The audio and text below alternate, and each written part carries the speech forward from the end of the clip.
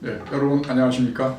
북한동포 여러분, 오늘도 지난 시간에 있어서 이어서 자본주의와 공산주의를 비교를 하는데, 오늘은 주로 중국식 사회주의, 소위 국가 자본주의라고 하는데, 그거에 대한 여러 가지 과정과 그 실패, 그 다음에 프로세서 쿠바, 베네수엘라의 사례를 좀 보고요. 그 다음에 이제 소위 자본주의에서 약간 사회주의 요소가 많이 들어갔다고 하는 복지국가, 스웨덴, 노르웨이, 덴마크 사례를 조금 언급하면서 이번 시간을 진행하고자 하고, 역시 발제는 강석진 작가님께서 해주시겠습니다.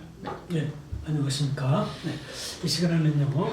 자, 지난 시간에는 이제 그 자본주의와 사회주의의 그 개념적인 거, 그리고 사회주의, 자본주의가 어떻게 발생이 됐고 거기에 대한 그 문제점, 모순점이 무엇인지, 여기에 대한 그 장단점에 대해서, 문제점에 대해서 살펴보았는데요. 그러면 이번에는 자, 이 중국이라는 이 거대한 이 나라, 이 나라가 사회주의를 도입을 해서 나라를 운영을 했죠.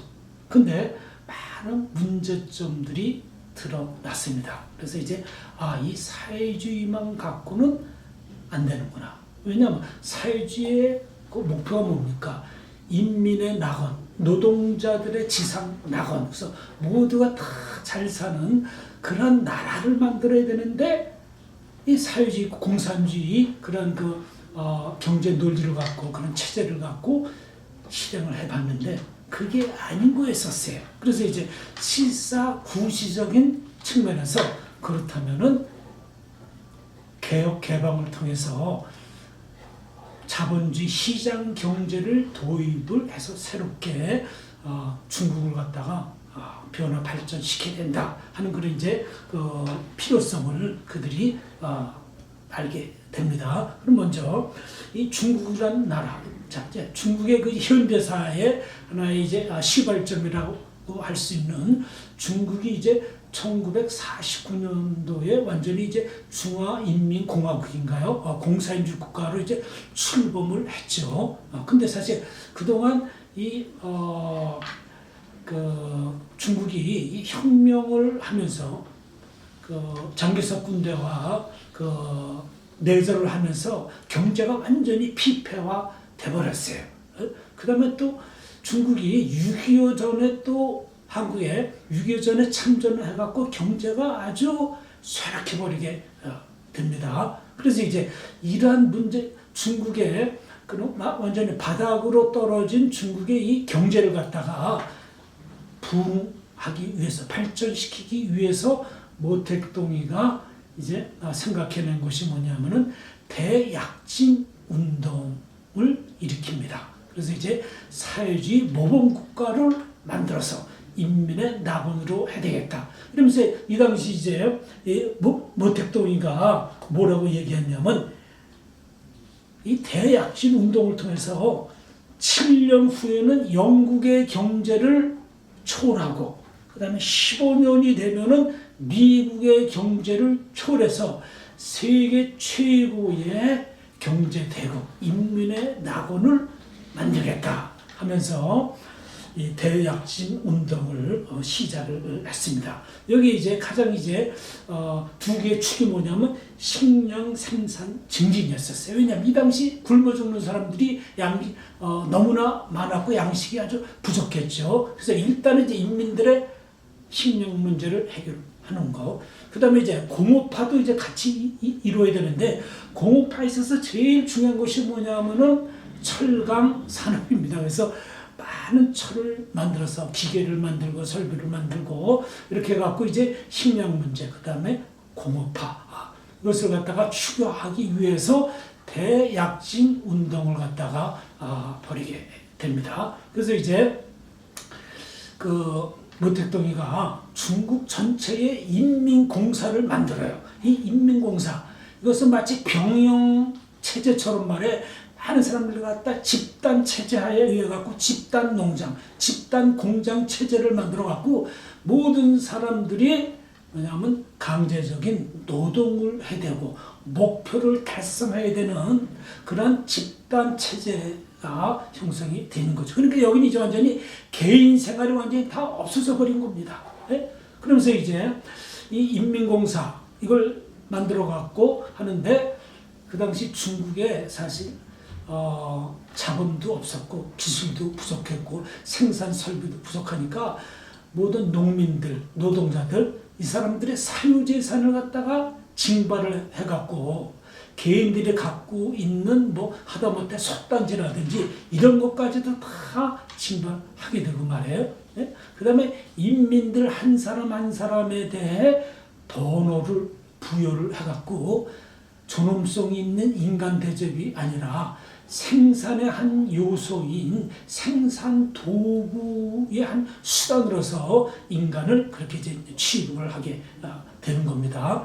그러니까 뭐 인민 전체가 사실 다 뭐냐면 강제 노동에 동원된 하나의 짐승처럼 기계처럼 그런 이제 대접을 받는 거죠. 그런데 이 대약신 운동이 아주 참패를 당하게 됩니다. 어마어마한 재앙을 일으킬 정도로 실패를 하게 되는데 이제 이 대약진 운동이 말이에요. 1958년부터 62년 동안에 진행이 되는데 자그마치 4,500만 명이 굶어 죽게 된다.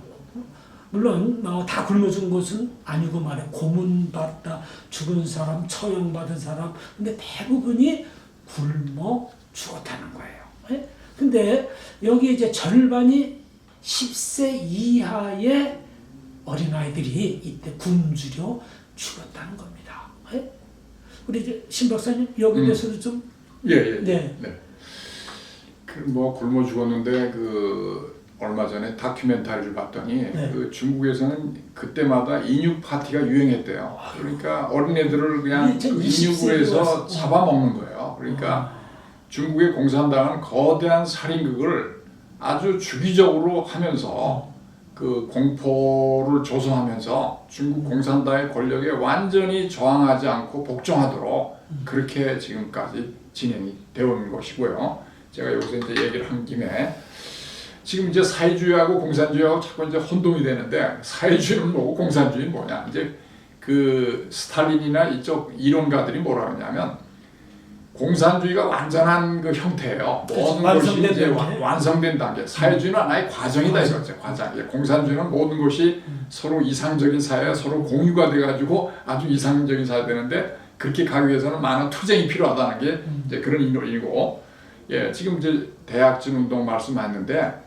이거를 농업 생산과 철강 생산을 동시에 추진하면서 이 자체가 말이 안 되는 목표를 한 거예요. 그러니까 철강 생산을 한다고 거기에 있는 그 나무들을 다 갖다 뗐어요. 철강을 하려면 그 불이 용광로를 지펴야 되는데 나무가 전부 해서 황폐화되니까 또 홍수가 일어나요. 북한하고 아주 비슷한데 홍수가 나니까 농업 생산량이 떨어지는 거예요. 그 다음에 집단 농장별로 그 이게 전부 상부에서 생산량이 지시가 오니까 이거를 맞출 수가 없으니까 저기 밑에 주민들이 굶어 죽을 수밖에 없잖아요.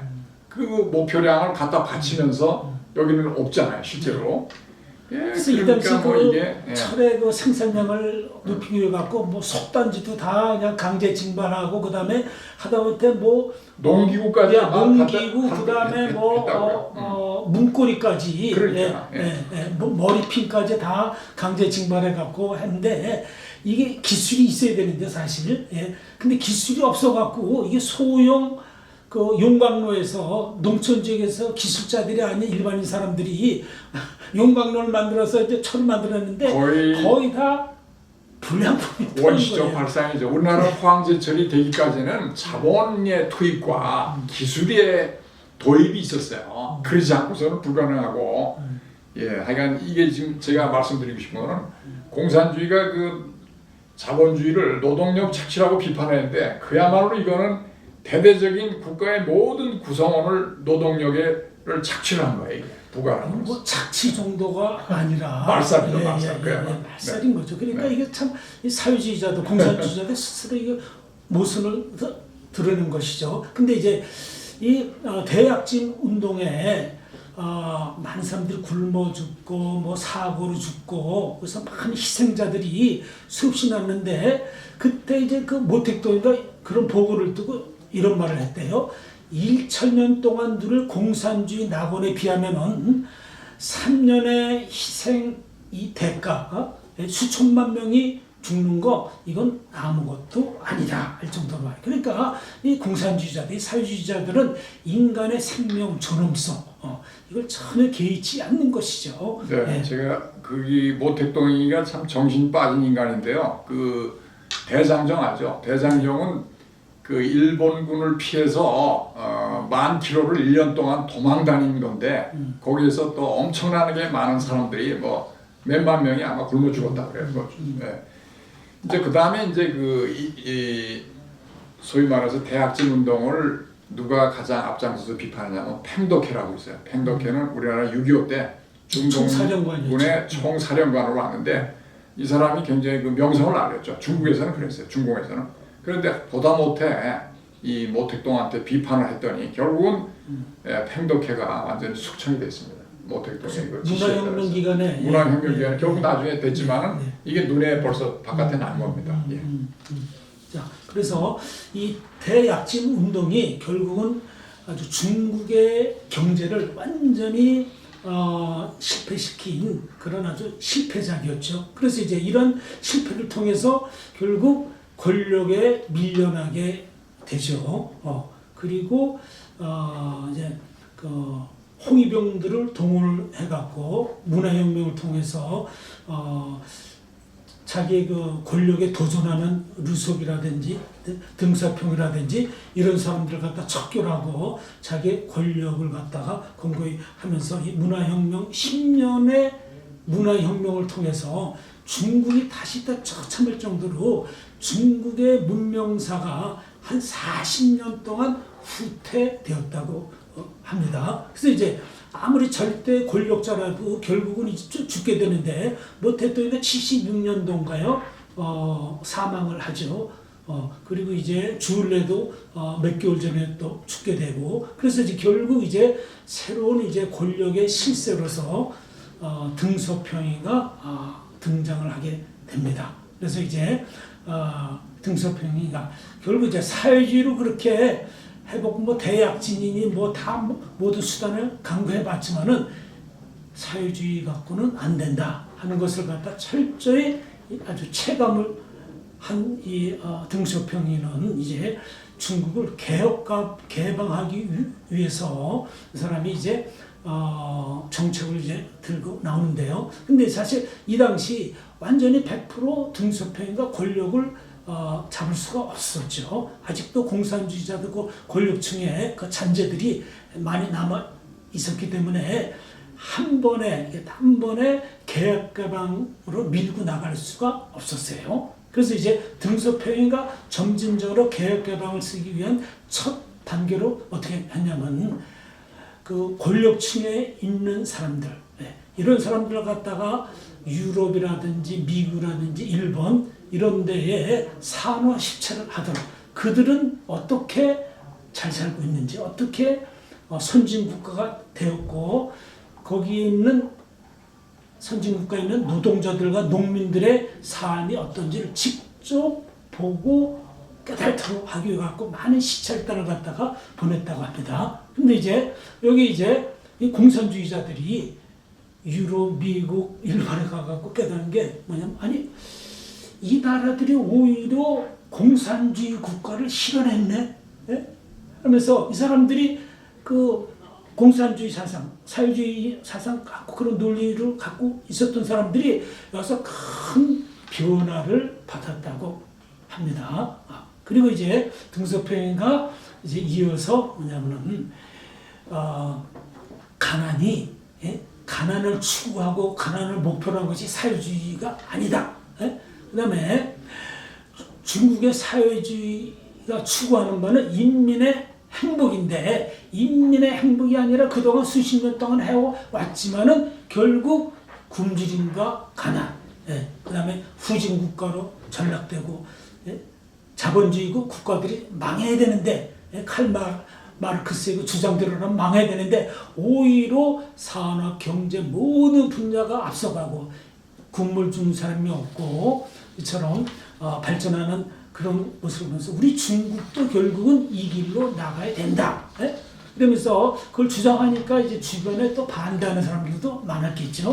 그래서 이제 아주 유명한 이야기가 있죠. 등소평이 흑묘 백묘론. 예? 그러니까 까만 고양이든 하얀 고양이든 색깔에 관계없이 쥐만 잘 잡는 쥐가 그것이 가장 탁월한 게 아니냐. 그래서 사회주의든 자본주의든 인민들이 배불리 먹고 행복하면은 그것이 옳은 논리다.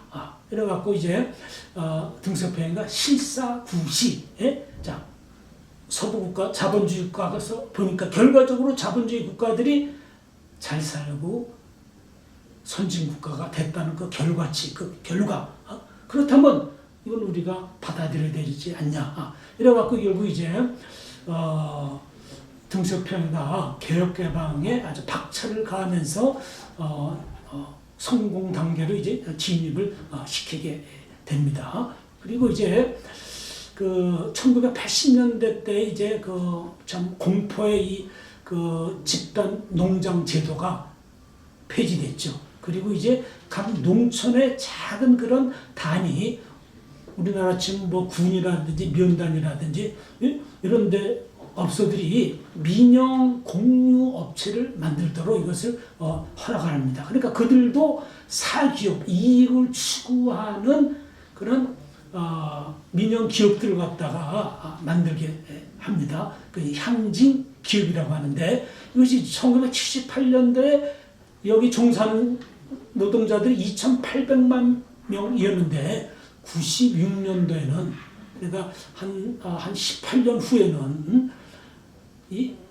민영 공유하는 이 업체에 즉 자본주의화된 그런 기업들의 종사하는 사람들이 1억 3,500만 명으로 급증을 했다는 겁니다. 그러니까 작은 그런 시골 마을에서 하다못해 뭐 양어장을 만들어 갖고 뭐 잉어를 수출하고 뭐 미꾸라지를 수출하고 저도 이제 중국에 가서 보니까 압록강 거기에 가두리 양식장을 만들어 갖고 거기서 뭐 감을 치고 잉어고 뭐 미꾸라지고 이런 거 만들어 갖고 한국으로 동남아로 수출하는 걸 봤습니다. 자, 이처럼 개혁 개방을 추구를 해서 점차 이제 중국의 경제가 발전이 되게 됩니다. 그리고 단번에 그렇게 개혁 개방을 갖다가 하는 것이 아니라 점진적으로 단계적으로 낮은 단계에서부터 하고 그다음에 신천, 홍콩 바로 근처 지역에 경제 또 특구를 그래서 이제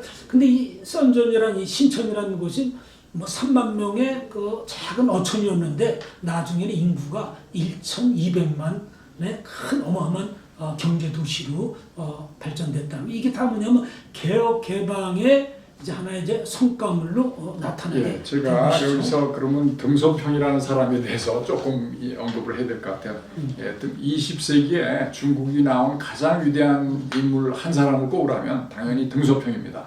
뭐 모택동 어떻게 생각하세요? 모택동은 권력의 굶주린 무슨 사자인가요? 그 아주 살쾡이 같은 인물인데 마귀죠, 뭐. 등소평이가 공산주의 체제에서 살아남아서 이 실용주의 개혁 개방을 한 것은 정말 어려운 환경하에서 위대한 점이 있었는데 문화대혁명 때 모택동이도 숙청을 당해서 지방에 가서 4년 동안 노동을 하다가 다행히 모택동이가 그걸 죽이질 않고 자기 살아생전에 아마 76년인가 그때 부총리로 다시 기용을 했어요. 이게 중국의 현대화를 가져온 가장 중요한 사건이 됐습니다. 사실 등소평이 알거든요. 중국은 원래 상인의 나라야. 장사가 굉장히 발달한 나라야. 그런 걸 억누르고 공산주의를 했으니 근데 이제 그렇게 장사하는 길을 허용을 하니까 중국인들의 그 심성이 폭발적으로 나온 겁니다. 네.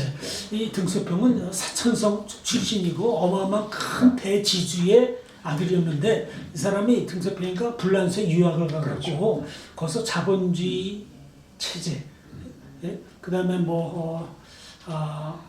노동자들의 그런 어떤 그런 그 실상들이라든지 이걸 다 체험했던 사람이기 때문에 누구보다도 경제적인 논리가 아주 확실했던 사람이죠. 자, 그러면 중국이 개혁개방을 해갖고 이제 많은 민간 민영 기업체들이 생겨나게 되고 여기 종사하는 사람들이 뭐 1억 명 이상으로 이제 급증을 하게 되면서 경제가 나아지고 인민들의 생활 수준이 아주 높아졌죠.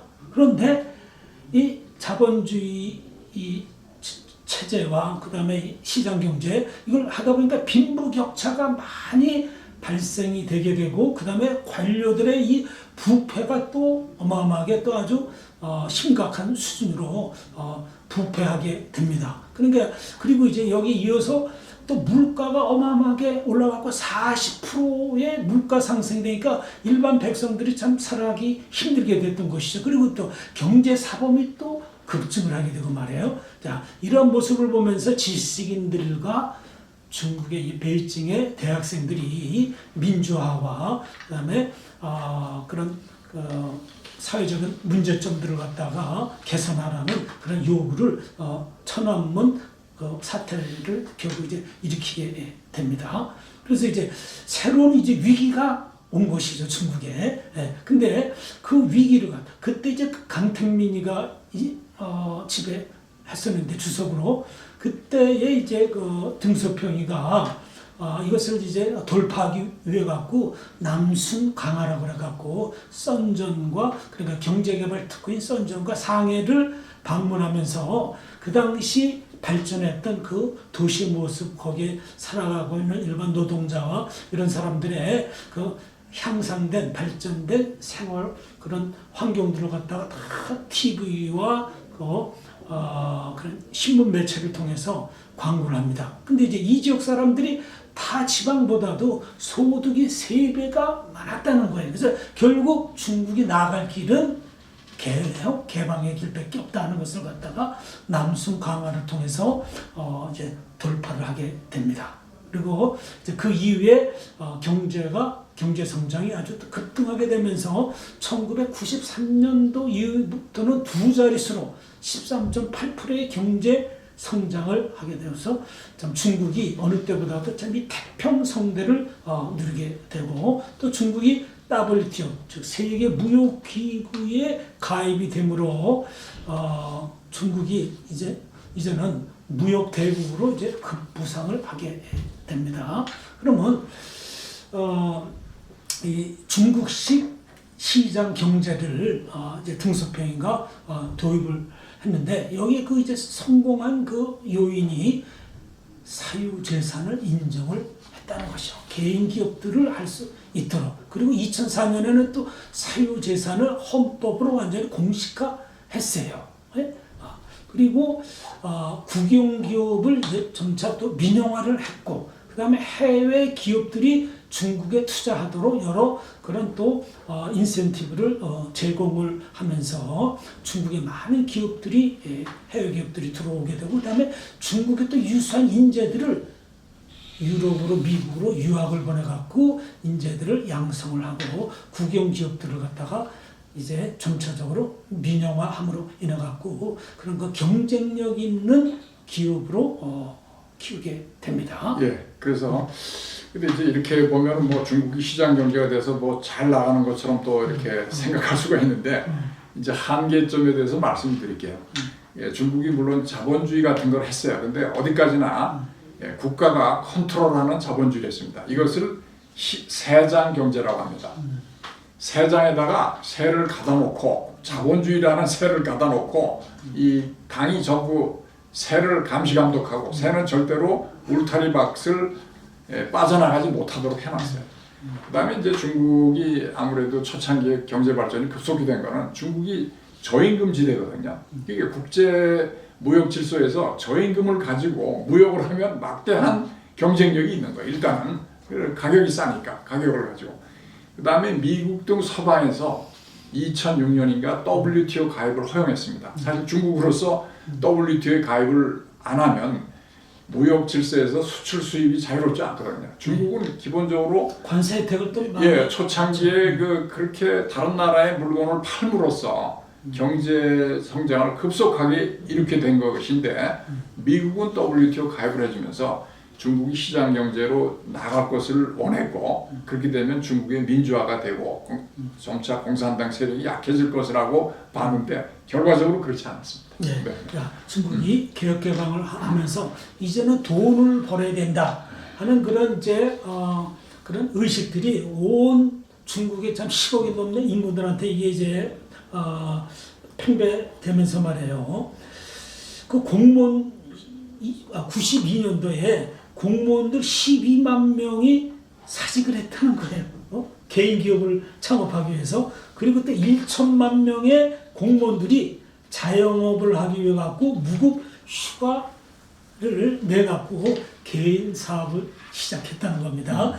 그러니까 중국이 참 두 자릿수로 경제 급성장을 하게 된 그 원인과 그 배경을 우리가 알 수 있습니다. 그러면 어느 그 자본주의 국가라도 경제가 항상 급성장해서 계속 상승세를 타는 건 아닙니다. 상승세가 있으면 반드시 또 하향 곡선을 타게 되는데 중국도 이제 이 시장 경제에 많은 문제점들이 드러나게 됩니다. 그래서 이제 그 문제점들이 뭐냐면 정경유착, 공산당의 핵심 권력층들 이런 사람들이 또 기업 경영에 참여해갖고 정경유착을 통해갖고 부패상들이 아주 심화되는 것이죠. 그것이 이제 일반 백성들한테는 또 불평불만으로 이제 나오게 되는 것이고요. 그다음에 중국이 이제 2000년도 지나서 이제 시진핑 북한에서는 습근평이라고 하더라고요.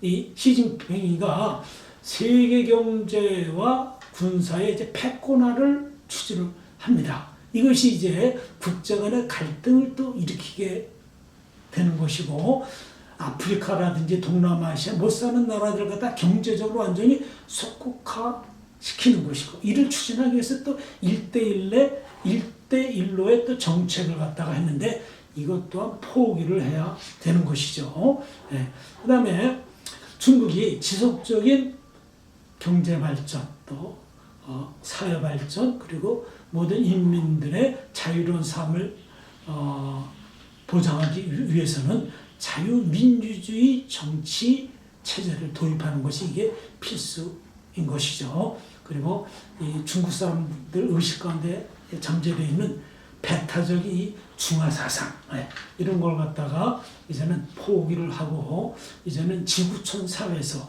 동등한 한 나라로서 말해 국제적인 의무를 다할 때에 중국이 지속적인 발전을 할 수 있다 그렇게 봅니다. 네, 중국이 왜 이게 지금 미국한테 미운 털이 박혔나요? 그게 왜 그러냐면 중국이 한 10여 년 이상 미국하고 무역을 해가지고 연간 무역 흑자가 계속 증가가 됐는데 4천억까지 무역 흑자가 났죠. 중국이 미국에서 한 1,000억 사주고 한 5천억을 팔아요. 그러니까 중국의 막대한 부를 미국에서 가져왔는데 세계 패권 국가인 미국에 도전을 하니까 미국이 이게 허용을 할 수가 없는 것이고 너무나 제가 보기엔 시진핑이 너무나 욕심이 과하고 그 속도를 조절을 못하고 있다는 것이 이제 문제가 있는 것이고 제가 이제 모두에 말씀드린 쿠바도 오랫동안 공산주의를 했습니다. 쿠바의 그 지도자 하고 그다음에 이제 베네수엘라는 최근에 했는데 그 차베스에 의해서 마두로라고 하는 독재자가 나타나서 이 사회주의를 한 결과는 인구의 4분의 1이 국외 탈출을 했습니다. 그 다음에 거리에는 거지들이 아주 그냥 쏟아져 있고 그냥 화폐가 지금 완전히 뭐 종이장 100만 배까지 급등을 했어요. 그리고 이런 나라들 사회주의에서 폭망한 국가고요. 중국은 다행히 조금 자본주의 요소를 도입하더니 너무 빨리 도전해서 문제가 있고 이제 뭐 여러분들 뭐 스웨덴 뭐 노르웨이 이런 나라가 사회주의 도입했지 않느냐? 그건 근본적으로 사회주의가 아니고요. 자본주의 내에서 복지 정책을 강화하는 것이 그것이 다른 말로 사회주의라고 하는데 이 중국하고 이 쿠바, 베네수엘라의 사회주의와는 완전히 다른 개념입니다. 그것은 오해를 하시면 안 되고 어쨌든 간에 중국이 앞으로 갈 길은 진정한 자유시장 경제를 위해서는 중국 공산당이 권력을 포기해야 되는데 아마 그것은 정말 힘든 그 바람 같기도 한데 미국하고 무역 전쟁에서 중국이 패망을 한다면 그런 가능성도 있지 않느냐 하고 조심스럽게 희망을 해봅니다. 네. 자, 그럼 이 시간에는요 저희가 중국의 케이스를 통해서 자본주의를 도입을 해서 경제적으로는 많은 성과를 봤지만은 그에 못지않게 또 많은 또 모순도 나왔고 또 그 결국은 중국이라는 나라가 사회주의, 자본주의를 다 맛본 나라인데 앞으로 이제 중국이 어떠한 새로운 경제 정책 또 국제 간의 관계에 있어서 어떤 또 의무를 할지 어떤 역할을 할지 저희가 또 지켜봐야 될 것 같습니다. 예, 감사합니다. 예, 감사합니다.